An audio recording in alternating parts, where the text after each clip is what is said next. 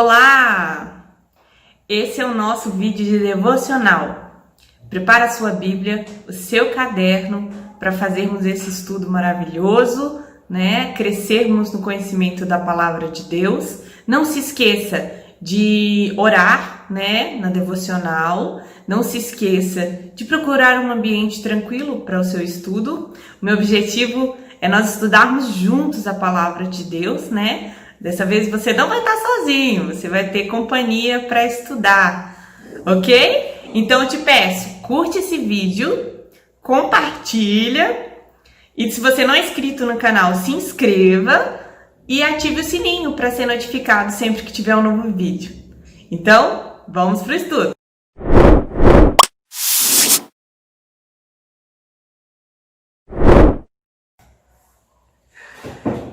Olá! Essa é a nossa devocional de número 17 e hoje nós vamos ler Romanos 3, do 21 ao 24. Vamos à leitura. Mas agora, sem lei, se manifestou a justiça de Deus, testemunhada pela lei, pelos profetas. Justiça de Deus mediante a fé em Jesus Cristo, para todos e sobre todos os que creem, porque não há distinção, pois todos pecaram e carecem da glória de Deus, sendo justificados gratuitamente por sua graça, mediante a redenção que há em Cristo Jesus. Pois bem, esses 4 versículos aí que foram lidos, né? Nós vimos aí no último estudo que não havia um justo sequer, nenhum.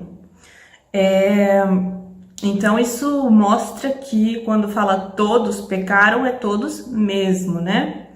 E que Deus olhou para a terra e não viu ninguém justo, ninguém que o buscasse, ninguém que procurasse fazer o bem, né? E o que significa? Quando Adão perdeu, né? Quando Adão pecou e junto com ele toda a humanidade caiu, isso significa que nós, que fomos, né, ali em Adão, criados justos, ao pecar, Adão perdeu a justiça, né, se tornou um injusto diante de Deus. Então, nós já nascemos carecendo de justiça, né? Então, a grande questão que é trago nos versículos lidos aqui é como podemos voltar a justiça do nosso estado original, né? Uma vez que nós agora já nascemos sem justiça, carecendo de justiça, né? Bom, o verso 21, vamos esclarecer primeiramente o que é a justiça de Deus, né? A justiça de Deus é a maneira com que Deus trata os pecadores. E justiça, né? Nós sabemos que justiça é tratar o culpado conforme ele merece. Esses são os termos de justiça que nós conhecemos, né? Então, já identificamos que o versículo que Deus, nesse versículo onde Deus fala que é justo, nós já identificamos o que esse versículo fala, né? Sobre Deus, para ficar mais claro, que Deus é justo. Então, já podemos tirar isso. Ele é justo. O versículo não fala, mas nós sabemos de outros atributos de Deus. Que ele é santo, que ele é perfeito em tudo que ele faz. Então não é uma justiça comum, né? Às vezes a gente tem como referência a justiça humana e sabe que ela tem falhas, sabe que nem sempre ela é realmente justa. Mas Deus é santo. E esse é um dos principais atributos dele. Porque tudo que ele faz é santo. Então nós estamos falando de uma justiça santa, né? Então é perfeita. Então beleza, nós já identificamos isso. E por ser santo, né, e justo, Deus não pode deixar o culpado impune. Qualquer juiz aqui dessa terra que deixar um culpado impune, nós vamos achar isso injusto. Quanto mais Deus, que é santo e justo, né, que tem essa justiça perfeita. Então, Deus não pode deixar o culpado impune, né? Então, vem a grande pergunta. Nós estudamos que a situação do gentio, a situação do judeu, que todos pecaram e carecem da glória de Deus, todos estão sem justiça diante de Deus, quer dizer, são todos injustos, são todos passíveis de culpa, todos responsáveis pela sua iniquidade, né? Todos merecem punição, merecem condenação de Deus. Tá bom, então beleza, eu entendi que eu sou culpado e que eu mereço ser punido. Agora você tá me dizendo que Deus é santo, que ele é justo. Se ele é justo e santo e não vai deixar o culpado impune, né? Como é que ele vai perdoar então o pecador, né? Ele justifica com base em uma justiça fora de nós. É uma justiça que não é nossa. Lembra que eu disse no início que nós nascemos sem justiça? Pois bem, essa justiça ela não é feita por nós mesmos. Deus trata, né, a justiça fora de nós. É um plano dele, né, que ele mesmo propicia, né, nós vamos ver isso à frente. Um plano que através da justiça de Jesus, ele nos justifica. Então, esse é um segundo ponto. O primeiro, o que é a justiça de Deus, é uma justiça santa, perfeita. Segundo, né, como ele pode então justificar pecadores? Não é uma justiça que venha de nós, é fora de nós, é em Cristo Jesus. E o método que Deus faz isso, né? Bom, é completamente fora, né, da justiça humana que nós conhecemos, né? Porque a justiça humana, a gente está sempre baseado em mérito, né? Que é o seguinte: se a pessoa foi boa, ela não merece punição. Se a pessoa foi ruim, ela merece punição. Se a pessoa fez coisas boas, ela merece retribuição, né? Positiva. E do contrário, negativa. Isso é um legalismo natural que nós temos, né? De ser tudo meritório. Então, a justiça de Deus bate de frente com esse conceito que a gente tem. E às vezes a gente fala assim, tá, Balina, você tá falando aí que a gente tem esse conceito meritório aí, mas eu acho que não tem dificuldade não de receber a graça de Deus, não. Olha só, como a gente realmente, a gente se sente mal de receber uma coisa de graça. Alguém vai e faz alguma coisa por você. O que você sente? Na necessidade de fazer alguma coisa por ela também, porque você não quer ficar devendo ela. E às vezes você talvez precise de ajuda, você não pede para você não ter que ficar devendo o favor. Ou às vezes você tá numa situação difícil que você teve que ficar na casa de alguém. E ali você fica incomodado porque você tá recebendo algo daquela pessoa e você não tá dando nada em troca. Ou você procura de alguma forma dar algo em troca. Ah não, irmão, mas isso aí é porque a gente não quer abusar da boa vontade das pessoas. Olha dentro do seu coração e vê se é só isso mesmo. Se não é uma questão de abusar. Ou se você realmente se sente desconfortável de receber algo de alguém que você não consiga fazer o mesmo, né, como retorno. Então, a gente tem um pouco de dificuldade para receber presentes gratuitamente. A gente já se sente no dever de retribuir, né? Tipo, agora eu tô com uma dívida porque eu tenho que retribuir. E a graça de Deus bate de frente com isso, porque a graça de Deus, ela é um ato jurídico, né? Ela é unilateral, né? Deus é quem faz. Então, quando somos justificados, a verdade é que, assim, não veio nada de nós. Não foi por causa de nada que nós teríamos feito. É completamente de Deus. E aí, muitas pessoas não entendem a graça. Repetindo, às vezes a pessoa não entende a graça, né? E quando entende, aí que ela não quer mesmo. Porque ela fala, não quero ficar devendo ninguém. Eu desconfio desse negócio totalmente gratuito, né? Então as pessoas têm essa dificuldade. Nós vamos entender melhor essa questão da justificação, a união com Cristo, lá no capítulo 6. Mas, por hora, a gente precisa entender isso. que a justiça de Deus é diferente da justiça humana, ela não é meritória, né? Ela é um ato unilateral de Deus. Não significa que Deus, na hora em que nós somos justificados, muda a nossa essência. Tipo assim, né, Cristo me salvou, eu fui justificado, de repente eu já tô perfeito, né? Não peco mais, não acontece mais nada, eu não faço mais nada de errado. Não.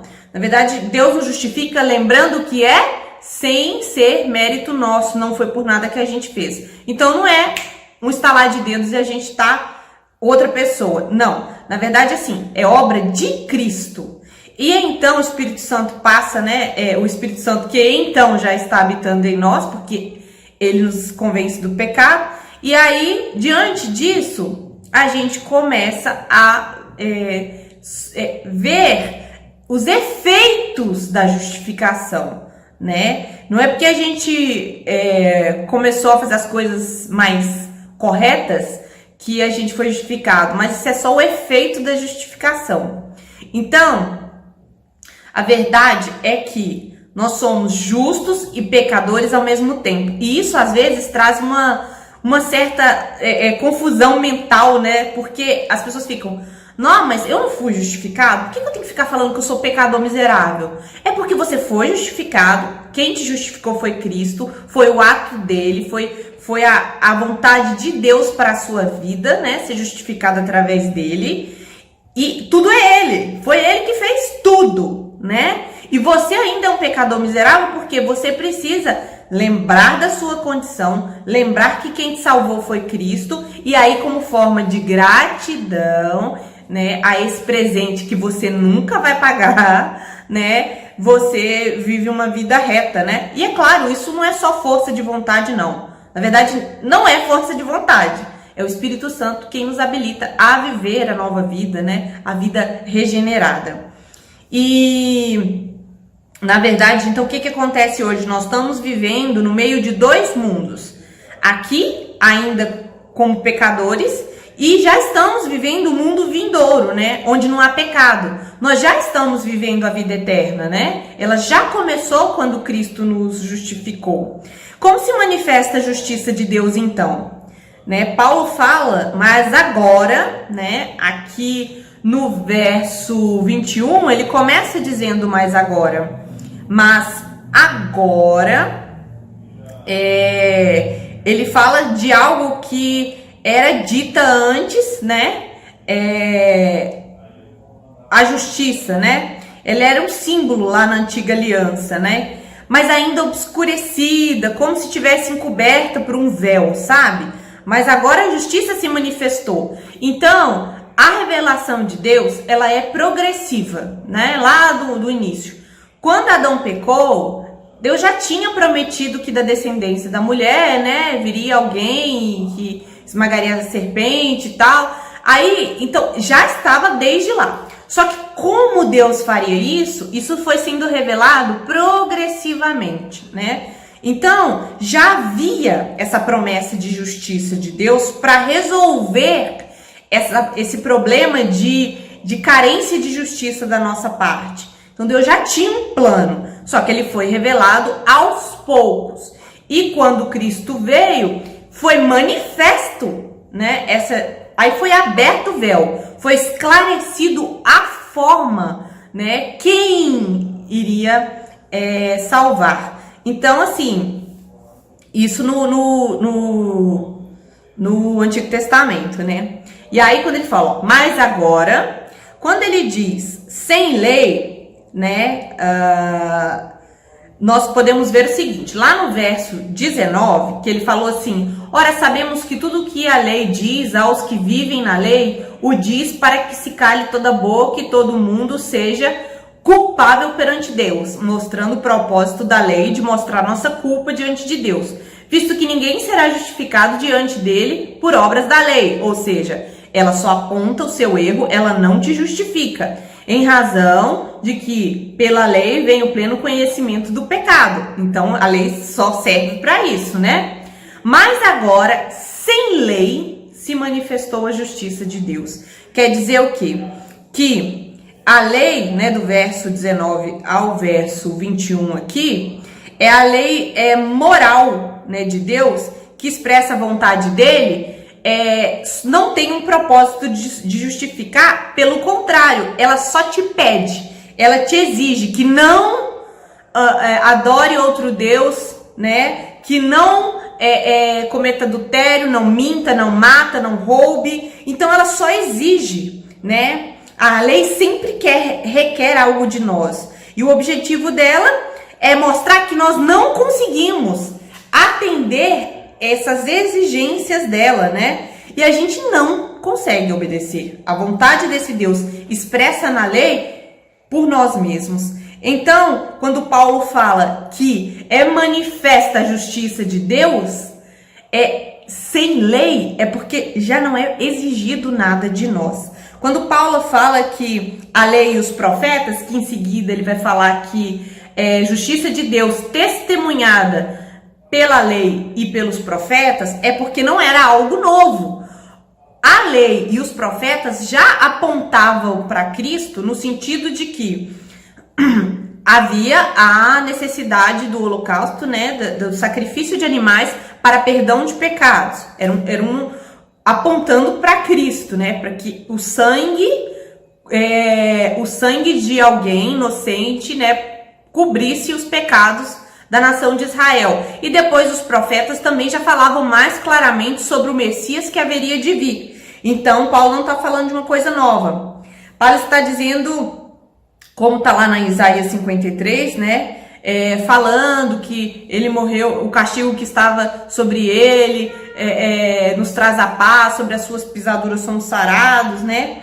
Então, quando a nação pecava, né, aí o sumo sacerdote oferecia o cordeiro de 1 ano sem defeito. Também lá no Salmo 51 diz assim, olha só, bem-aventurado o homem que Deus não imputa pecado. Como Deus pode não imputar pecado num homem, se todos pecaram, né? Se ninguém consegue cumprir a lei. Então aqui, né, nos Salmos a gente já vê que havia uma forma de justiça pensada por Deus, além de nós mesmos, né?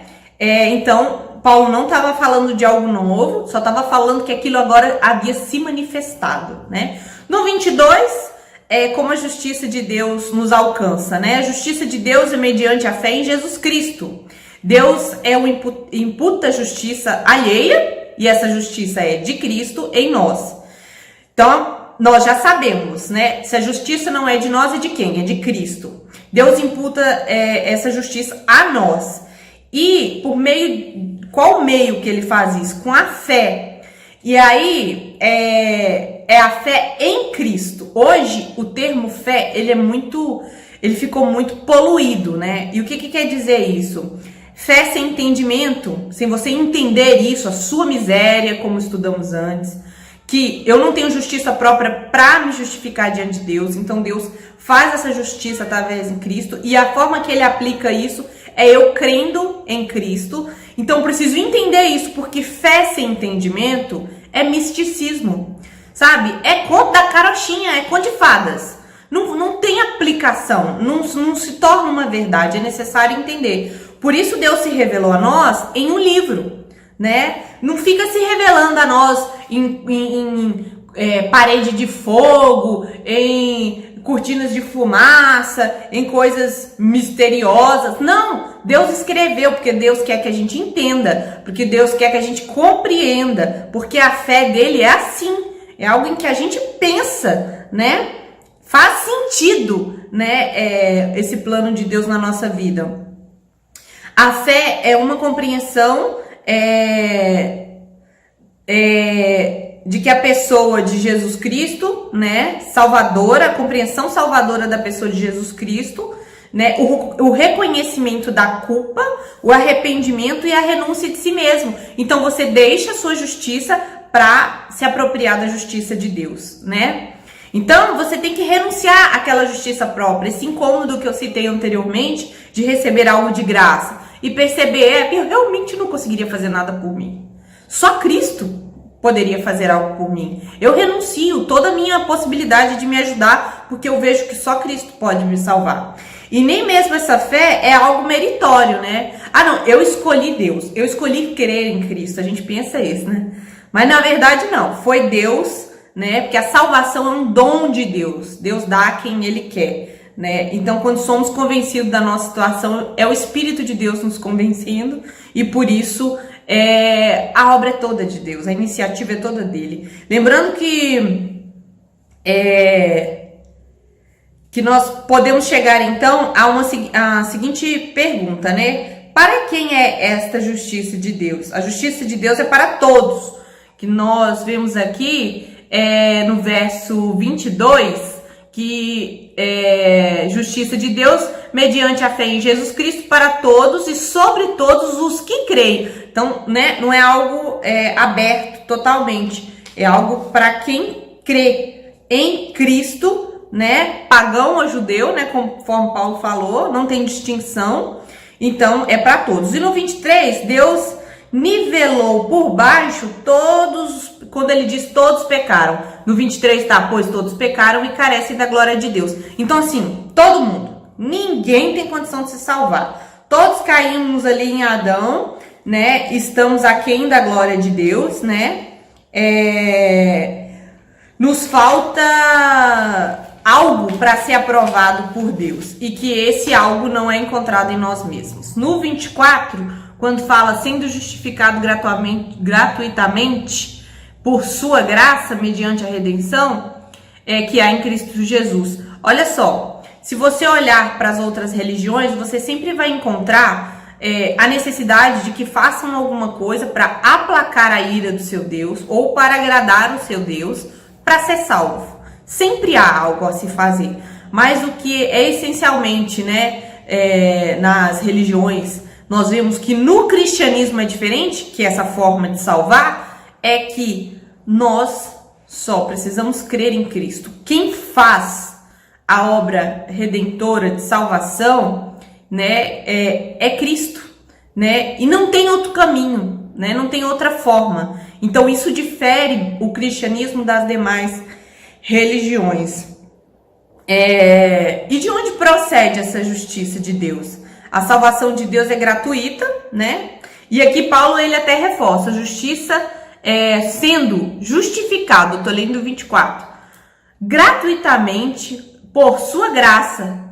É gratuito e de graça, né? É uma redundância até, né?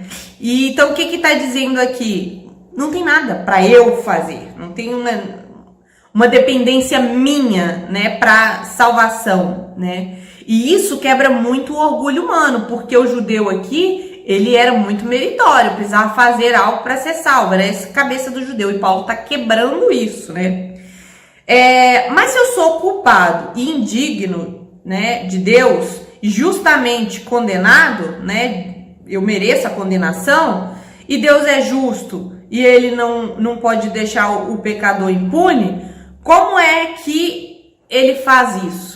Como é que eu sou justificado? Né? A resposta, mediante a redenção que há em Jesus Cristo. Jesus Cristo é quem vive essa justiça merecida por nós. E quando fala redenção, essa palavra tem um peso muito importante. Redenção, por exemplo, é a compra de um escravo prisioneiro de guerra. Então alguém vai lá e paga por aquele escravo, e esse ato é uma redenção. Quando alguém matava alguém sem querer, né? Você tinha lá um boi bravo escapou e matou a pessoa. E aí o que acontece? A lei dizia que essa pessoa tinha que morrer o boi e tinha que morrer a pessoa, né? Mas aí essa pessoa pagava um resgate para que ela não tivesse que morrer, né? Então, para não sofrer aquela penalidade, ela pagava um resgate. Então é isso que Deus fez para nós, né? Ele nos comprou, né? Nos redimiu, né? Da nossa escravidão, e Ele pagou o resgate por nós. Então assim, a gente não saiu dessa situação de escravidão de graça, não. Quando Ele estava lá na cruz, Ele bebeu todo o cálice da ira, né? De Deus. Quando Ele disse: meu Deus, por que me desamparastes, né? Então, ali, Cristo viveu o que era para nós, né? Ele orou lá no Getsemane, né? Porque ele sabia o que ele iria passar. né? Então devemos ser gratos a Deus, porque é de graça e gratuito, né? Essa obra redentora. Nada vem de nós. Vamos orar? Senhor, muito obrigada por esta palavra, por este estudo. Agradecemos porque entendemos a nossa miséria, entendemos que de nós mesmos não haveria justiça diante de Ti, mas o Senhor promoveu a solução deste pecado. Permanecendo justo e santo, imputou, Senhor, o que era digno de nós ao Teu Filho Jesus. E nós nos apropriamos disso, Deus, para nos apresentar diante de Ti. Somos gratos por isso, que possamos responder essa gratidão com uma vida santa. Amém.